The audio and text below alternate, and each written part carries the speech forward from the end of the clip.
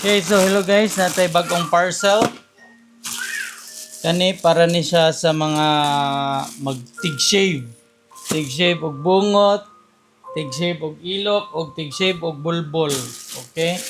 So naan ako ani guys, 3 years ago na-order ko ani.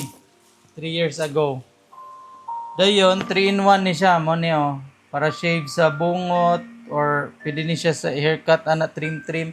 Then kani siya katong para clean cut nga hamis gid imong skin mawala ang bungot.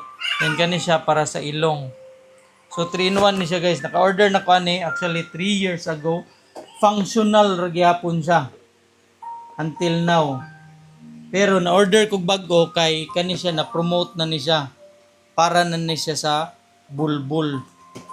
Then kani mo na ni bago para sa dire na to. Kay lain po kay ana sa bulbul din. Ana po dire, di ba? Lain na. So, order kita separate para sa Okay, so ganahan mo guys. Nara diyan na ang link. Order na mo.